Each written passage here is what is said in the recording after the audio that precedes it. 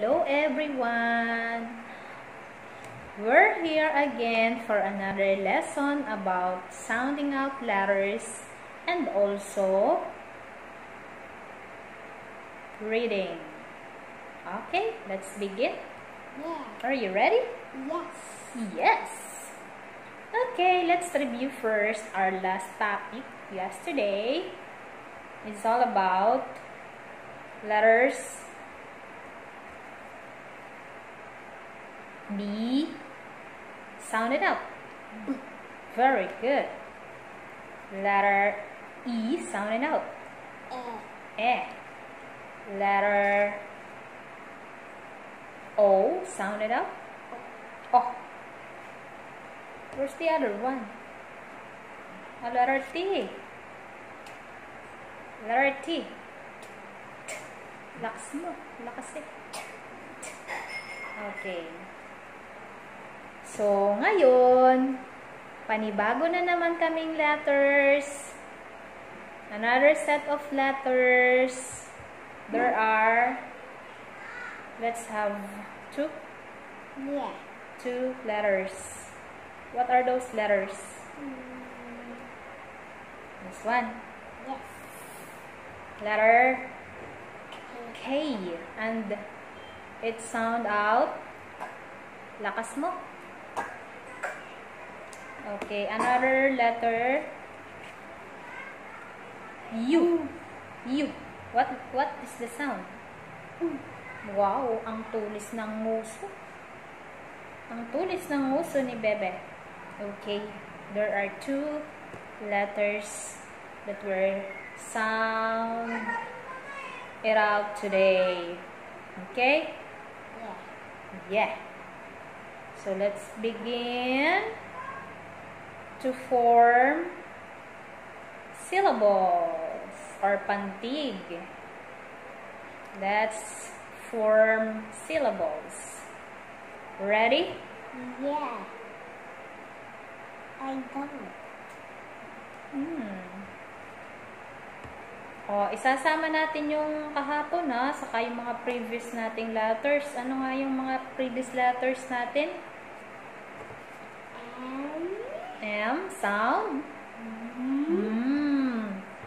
Another letter. A. A.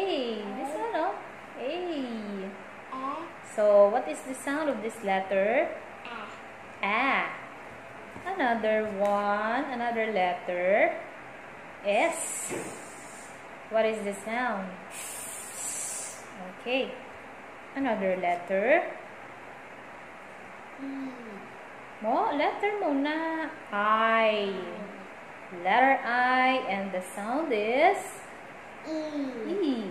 Very good. Next. And yung next natin na lesson, we have T. Sound. Lakas mo. T. Okay, next. Letter B. Sound. B. Letter O. Sound. Bilog ang nguso. O. Letter E. E. Ito ang gagalaw. Ito ang mababatak. Okay, are you ready to form syllables or pantig? Yes. Okay. I am ready. Okay. So, sound.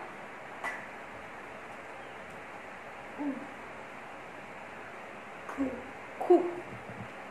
Matigas. Hard. Ku. Ku. O.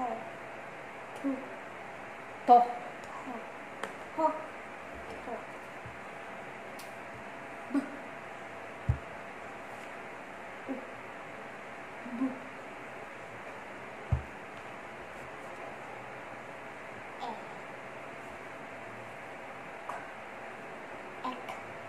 Ek.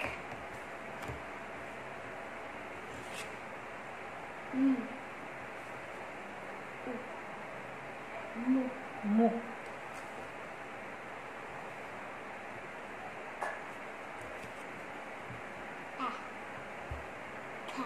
Ka.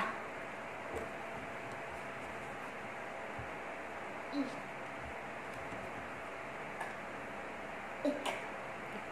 Ang galing.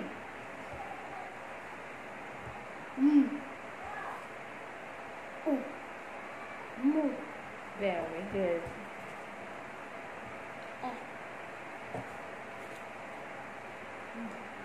Ed.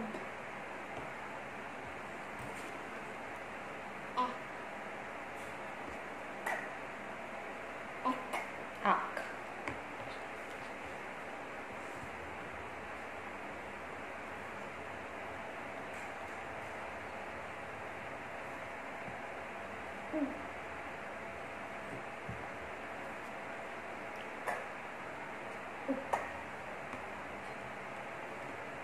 Pupunta na tayo sa word.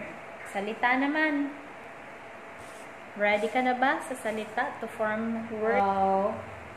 Ano kaya ang unang salita natin ang mabubuo? Teka nga.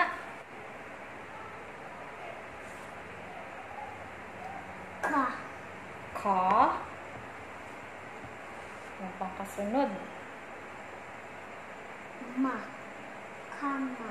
Come. Okay. Sa English ay bed. Kama. Again? Kama. Alright. Next one.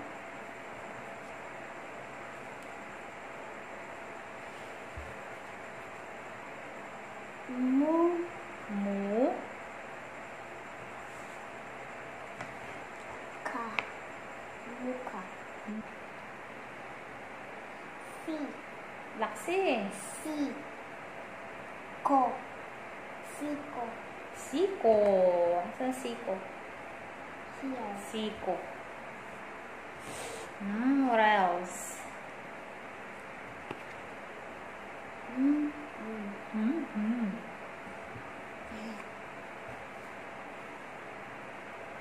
Sa. Sa. Sa. First letter U. Letter O. Ko. Sako. Sako. Sako. Nasaan ang sako? Lagayan ng bigas. Isang sakong bigas. Sako. Okay? Alam na. O, ikaw daw naman. Kuha ka nga ng dalawang, isang patinig, isang patinig. O, bigkas. Sa. Sa. Very good. Next. Katinig at patinig ulit. To form syllable or pantig. O, dali. Dalawa. Isang katinig, isang patinig. Or isang patinig, isang katinig. Be. Be.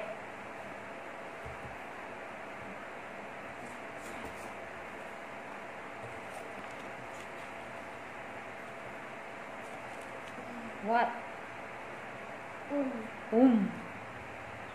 Pagpalitin mo. Mu. Mu.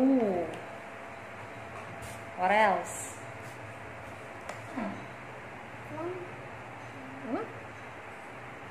How about that one? Anong basa mo? B. B. What else? Another syllable.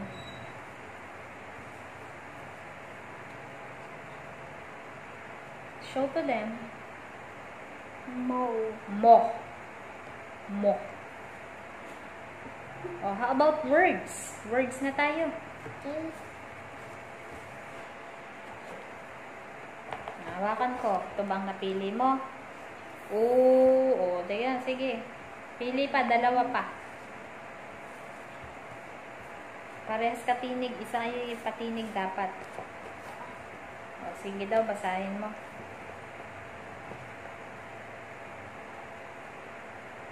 Umko. Umko. Ay, salita bang umko?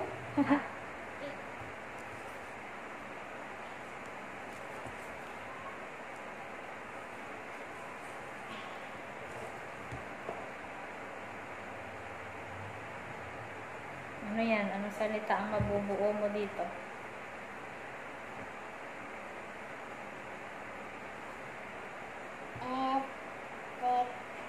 Ikaw muna. Etka. Pagpalitin natin ito, magiging teka. oops, teka lang. Teka. Next. Nalimutan ako. Oops, teka. May nakalimutan si Kate. Oh, ano pa? Ano pa? Katinig naman. Katinig. Ito ay patinig.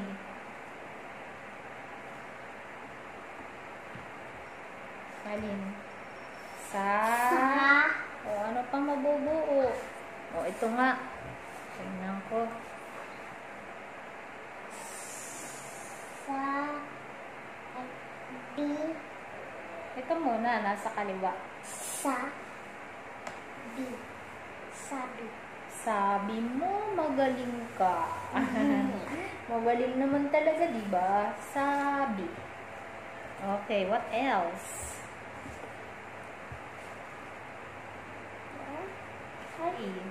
Ay. Sige daw. Tama. Tama ka dyan. Okay. Ulitin-ulit natin yung ating letra ngayon na idinagdag or letter. Ano nga yung dinagdag natin? Tunog. K. Tunog.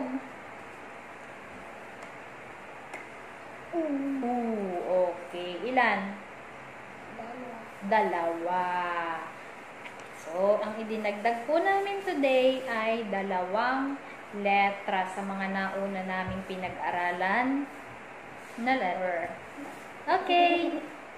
Thank you po sa inyong panonood. Say thank you to them. Bye. Please subscribe.